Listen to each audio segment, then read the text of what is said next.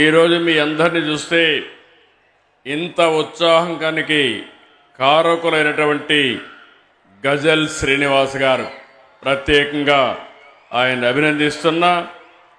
ఆయన ఒక ప్రెసిడెంట్గా ఈ ఆర్గనైజేషన్ బ్రహ్మాండంగా తీర్చిదిద్దారు. వారికి అదే మాదిరిగా ఆనరబుల్ సెక్రటరీ ఆంధ్ర మహాసభకి రెడ్డప్ప ద్రవిడ గారికి, అదే మాదిరిగా ఆనరబుల్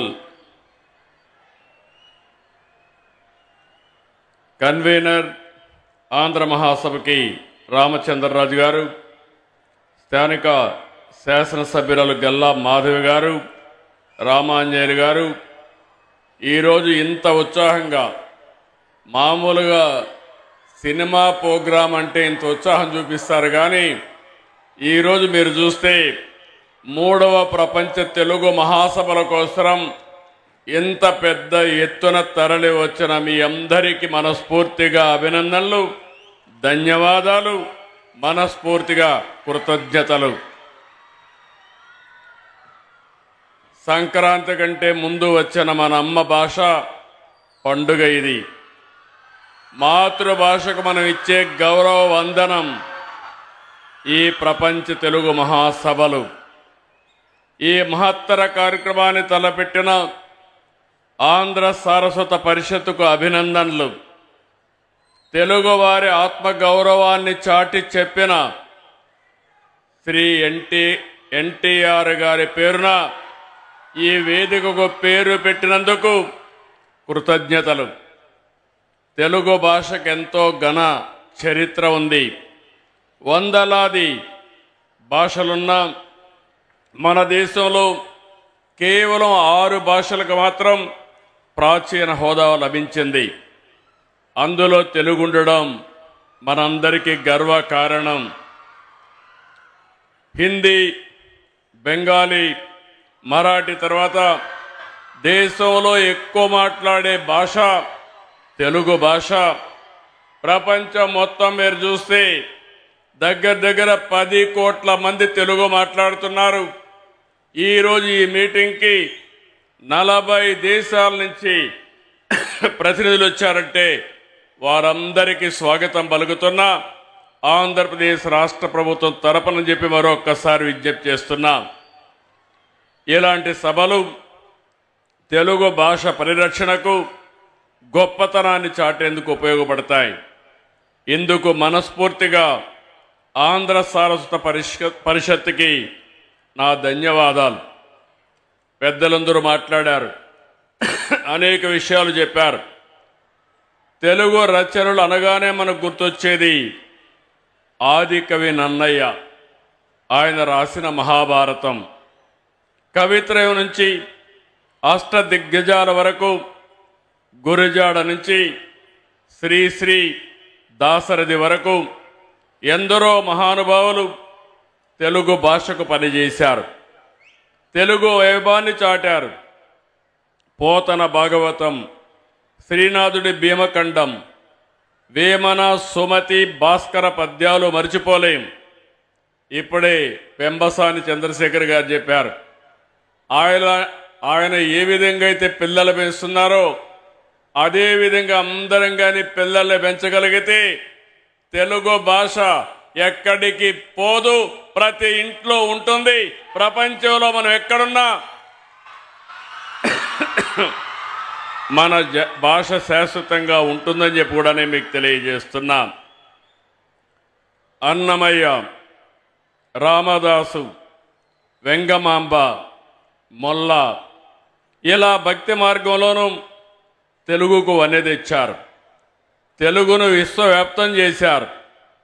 తెలుగు సాహిత్యంలో విశ్వనాథ సత్యనారాయణ, పి నారాయణ రెడ్డి, రావూరి భరద్వాజ జ్ఞానపీఠ అవార్డులు సొంతం చేసుకుని మన ఖ్యాతిని మరింత పెంచారు. గ్రాంధిక భాషకే పరిమితమైన తెలుగు వచనాన్ని ప్రజల వ్యవహార భాషగా మార్చిన మహనీయులు గిడుగు వెంకట రామ్మూర్తి గారిని తెలుగు జాతి ఎప్పటికీ మరవలేదు. నేను తెలుగువాడని, నాది తెలుగుదేశం అని చాటి చెప్పిన ఏకైక నాయకుడు నందమూరి తారక రామారావు గారు.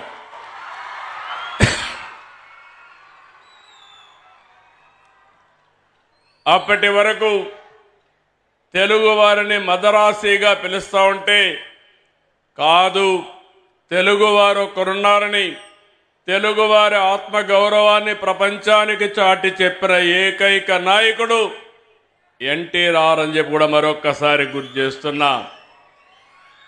దేశంలో మొట్టమొదటిసారిగా భాషా ప్రయుక్త రాష్ట్రాలు రావాలని, తెలుగు మాట్లాడే వారికి ఒక రాష్ట్రం ఉండాలని పోరాడిన వ్యక్తి, ప్రాణత్యాగం చేసి మనకు తెలుగు భాషకు ఒక రాష్ట్రాన్ని ఏర్పాటు చేసిన మహనీయుడు పొట్టి శ్రీరాముల్ని మరవలేమని మరొక్కసారి మీ అందరికీ విజ్ఞప్తి చేస్తున్నా. అదే సమయంలో ఆ రోజు ఆంధ్రప్రదేశ్ తెలంగాణ రెండు రాష్ట్రాలు కలవాలని ముఖ్యమంత్రిగా ఉన్నటువంటి బురుగుల రామకృష్ణరావు పదవికి త్యాగం చేసి తెలుగు జాతి ఐకమత్యం కోసం పోరాడిన వ్యక్తి. అలాంటి వ్యక్తిని మనం మరవలేమని చెప్పి కూడా నేను మీకు తెలియజేస్తున్నా. ఈనాడు పత్రిక ద్వారా తెలుగు భాషకు ఎనలేని సేవ అందించినటువంటి రామోజీరావు గారిని ఎవరు మరవలేం, జాతి మరవదని చెప్పి కూడా నేను మీకు తెలియజేస్తున్నా. నేడు వారి వారసులు మనందరం గుర్తుపెట్టుకోవాల్సిన అవసరం ఉంది. ఈ జాతి ఔన్నత్యం శాశ్వతంగా ఉండాలంటే మనం భాషను కాపాడుకోవాల్సిన అవసరం ఉంది. ఇంకో పక్క ఈ దేశం యొక్క దశ దిశ మార్చిన వ్యక్తి, ఆర్థిక సంస్కరణలు తీసుకొచ్చిన వ్యక్తి పివి నరసింహారావు గారు కూడా ఈ తెలుగు గడ్డ మీద పుట్టడం మన అదృష్టం అని చెప్పి మీ అందరికీ విజ్ఞప్తి చేస్తున్నారు. ఇటాలియన్ యాత్రికుడు నికోలో డి కాంటే తెలుగుని ఇటాలియన్ ఆఫ్ ది ఈస్ట్గా అన్నారు. తమిళ కవి సుబ్రహ్మణ్య భారతి సుందర తెలుంగై అని కీర్తించారు. మన ప్రాస యాస, మన సందులు సమాసాలు, మన సామెతలు, పొడుపు కథలు అన్నీ కూడా మనకే ప్రత్యేకం. అందుకే శ్రీకృష్ణదేవరాయలు ఆ రోజు చెప్పారు, దేశ భాషలందు తెలుగు లెస్స. ఇవన్నీ కూడా మన వారసత్వం. ఇంతటి ఘన చరిత్ర కలిగిన మన మాతృభాషను ప్రతి ఒక్కరూ పరిరక్షించుకోవాల్సిన అవసరం ఉంది. తమిళనాడు, కర్ణాటక, ఒరిస్సా, బెంగాల్లో కూడా తెలుగు చదివేవారు ఎక్కువ మంది ఉన్నారు. దేశంలో జాతీయ భావన పెరగాలి. ఒకరి భాషను మరొకరు గౌరవించుకోవాలి. ఇది దేశ ప్రజల మధ్య ఐక్యత తెస్తుంది. ఏ భాష తక్కువ కాదు, ఎక్కువ కాదు. మాతృభాష అమ్మతో సమానం. మాతృభాషలో చదువుకున్న వారే ప్రపంచంలో ఏదైనా చేయగలుగుతారని చెప్పి మరొకసారి మీ అందరికి విజ్ఞప్తి చేస్తున్నా.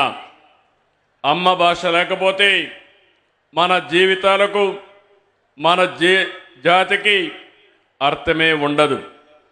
తెలుగు భాష సంస్కృతి పరిరక్షణ అభివృద్ధి కోసం అంకితమైన ఆంధ్ర సారస్వత పరిషత్ సేవలు అపూర్వమైనటి. దేశ విదేశాల నుంచి తెలుగు వారందరినీ ఒక చోట తీసుకొచ్చారు. కవి సమ్మేళనాలు, సదస్సులు, పుస్తక ప్రదర్శన, తెలుగు సంస్కృతిని సదస్సులో చాటి చెప్పారు. తెలుగు భాషాభివృద్ధి కృషి చేస్తున్న వారికి, ప్రతిభ చూపిన వారికి పూర్ణ కుంభ పురస్కారాలు, ఆంధ్రశ్రీ, ఆంధ్ర సారస్వత రత్న ఇలాంటి అవార్డులు ఇవ్వడం శుభ పరిణామం. నాడు 1911లో చెన్నైలో నాటిన చిన్న విత్తనం 1949లో హైదరాబాద్లో ఆంధ్ర సారస్వత పరిషత్తుగా ఎదిగింది. ఇప్పుడు మరింతగా విస్తరిస్తూ ఉంది. గజల్ శ్రీనివాస్, కదిమెళ్ల వరప్రసాద్, మేడికొండ శ్రీనివాస్, చక్రావధానుల రెడ్డప్ప లాంటి వారు 2017లో ఆంధ్ర సారస్సు పరిషత్తుకు మళ్ళీ ఊపిరిపోశారు. 2022లో భీమవరంలో, 24లో రాజమండ్రి, ఈసారి గుంటూరులో పెట్టారు.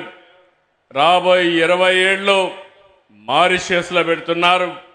వారిని మనస్ఫూర్తిగా అభినందిస్తున్నా. మీరు కోరుకున్నట్టు ఈ ప్రభుత్వం మీకు పూర్తిగా అండగా ఉంటాం, అన్ని విధాలా సహకరిస్తామని మరొకసారి మీకు హామీ ఇస్తున్నాం. హిందీ తర్వాత ఎక్కువ రాష్ట్రాల్లో ప్రజలు మాట్లాడే ఏకైక భాష తెలుగు. మాతృభాష మన మూలాలకు సంకేతం. ముందు మాతృభాష రాణిస్తే ఏ రంగంలోనైనా రాణిస్తాం. ఇంగ్లీష్ అవసరం, కానీ భాషను మరిచిపోతే మన వల్ల మనమే కోల్పోయినట్టు అవుతుంది. ఇంగ్లీష్ ఉపాధికి అవసరం. అయితే ఇప్పుడు ఇంత మునిపి చంద్రశేఖర్ గారు మాట్లాడినప్పుడు టెక్నాలజీ వల్ల ఈ భాష కనుమరుగైపోతున్నారు, కానీ నా ఉద్దేశం టెక్నాలజీ వల్ల ఈ భాషను కాపాడుకోవడానికి చాలా సులభం. రాబోయే రోజుల్లో ఇప్పుడు కొత్తగా యాప్లు వచ్చాయి. మీరు తెలుగులో మాట్లాడితే మీకు తెలుగులోనే సమాధానం ఇస్తాయి. ఏ బాధ లేదు. కనీసం టైప్ చేయడానికి తెలియని వాళ్ళు కూడా ఈ టెక్నాలజీ ఉపయోగించుకునే పరిస్థితి వస్తుంది. అలాంటి టెక్నాలజీలో మనం మనుగడ సాధించవలసిన అవసరం ఉందని చెప్పి కూడా నేను మీకు తెలియజేస్తున్నా. ఈరోజు పొట్టి శ్రీరాములు గారి పేరు మీద 85లోనే నందమూరి తారక రామారావు గారు తెలుగు యూనివర్సిటీ తీసుకొచ్చారు. విభజన తర్వాత రాజమండ్రిలో మళ్ళీ పొట్టి శ్రీరాములు తెలుగు విశ్వవిద్యాలయాన్ని ఏర్పాటు చేస్తున్నామని మీ అందరికీ విజ్ఞప్తి చేస్తున్నా. మన నాయకుల్ని మనం గౌరవించుకోవాలి. త్యాగాలు చేసిన త్యాగధనులను గుర్తుపెట్టుకుంటే అది స్ఫూర్తిదాయకంగా ఉంటుంది. ఈ సందర్భంగా నేను ఒకే ఒక విషయం మీ అందరికీ విజ్ఞప్తి చేస్తున్నాను. ఈరోజు నందమూరి తారక రామారావు గారు ఆత్మ గౌరవంతో ముందుకు పోయారు. తెలుగు జాతి ఉన్నంత వరకు గుర్తుపెట్టుకునే ఏకైక నాయకుడు నందమూరి తారక రామారావు గారు. ఇందులో అనుమానమే లేదు. ఎన్టీ రామారావు గారు ఆత్మ గౌరవాన్ని ప్రబోధిస్తే, నేను వచ్చిన తర్వాత ఆత్మ గౌరవంతో సమానంగా ఆత్మవిశ్వాసంతో ముందు పోమని ఒక పిలుపిచ్చాను.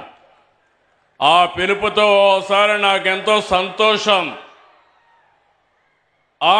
తెలుగు ఒకసారి చూస్తే తెలుగు మీద మీ మీద నాకు ఎంత గౌరవం ఉందంటే, నా జీవితంలో ఏ రాజకీయ నాయకుడికి జరగనటువంటి గౌరవం మీరు నాకు ఇచ్చారంటే, నా జీవితాంతం మీకు తెలుగు వారికి రుణపడి ఉంటానని మరొక్కసారి మీ అందరికీ విజ్ఞప్తి చేస్తున్నారు. సమైక్య ఆంధ్రప్రదేశ్లో 9.5 సంవత్సరాలు ముఖ్యమంత్రి, 10 సంవత్సరాలు అపోజిషన్ లీడర్ని, ఇక్కడ మళ్ళీ రెండోసారి ముఖ్యమంత్రి. ఈ గౌరవం ఎవ్వరికి రాలేదు. ఆ గౌరవాన్ని మీరు ఇవ్వగలిగారు. ఈరోజు నేను ఒకటే మీ అందరికీ శాశ్వతంగా తెలుగు జాతికి నేను రుణపడి ఉంటాను. ఇంకొక విషయం కూడా మీరు గుర్తుపెట్టుకోవాలి. ఒకప్పుడు తెలుగు జాతి వివిధ ప్రాంతాల్లో ఉంది. కాలక్రమేణా అందరూ ఒకటిగా ఉండాలని ఆ రోజు పొట్టి శ్రీరాములు గారు త్యాగం చేయడం, మళ్ళీ రాష్ట్రం ఒకటిగా కలవడం జరిగింది.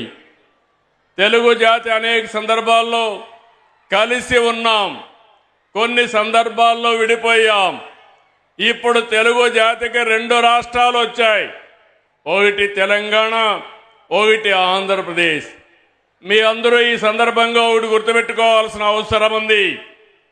ఆ రోజు నేను ఆలోచించాను, తెలుగు జాతి నాలెడ్జ్ ఎకానమీలో ముందుండాలని 30 సంవత్సరాల కంటే ముందు ఆలోచించి సైబరాబాద్ సిటీ నిర్మాణం చేసి ఐటీకి ప్రాధాన్యత ఇస్తే ఒక్క నిర్ణయం ఈరోజు ప్రపంచం మొత్తం తెలుగువారు అతి ఎక్కువ పర్ క్యాపిటా ఇన్కమ్ సాధిస్తున్నారంటే అది తెలుగువాడి సత్తా అని మరొక్కసారి మీ అందరికీ విజ్ఞప్తి చేస్తున్నాను. ఈరోజు దానికంటే మించిన అవకాశాలు మనకు వచ్చాయి. ఆర్థిక సంస్కరణలు ప్రవేశపెట్టిన వ్యక్తి పివి నరసింహరావు అయితే 1995లో భారతదేశం, అందులో తెలుగు జాతి అందిపుచ్చుకున్న ఆయుధం ఇన్ఫర్మేషన్ టెక్నాలజీ. ఈరోజు మూడోది మీరు ఒకసారి చూస్తే ఈరోజు మొత్తం భారతదేశానికి ఒక అవకాశం, అదే యువ భారతదేశం. యువకులు ఎక్కువ ఉండే దేశం ప్రపంచంలో భారతదేశం. ఇది 47 వరకు ఉంటుంది. అన్ని దేశాలు జనాభా తగ్గిపోతా ఉంది, వయసు మీరిన వాళ్ళు పెరుగుతున్నారు. కానీ భారతదేశానికి మాత్రం అడ్వాంటేజ్ ఉంటుంది. నాలుగో విషయం మీరు చూస్తే ఒక సమర్థవంతమైన నాయకుడు, right time, right leader, right place, that is Narendra Modi.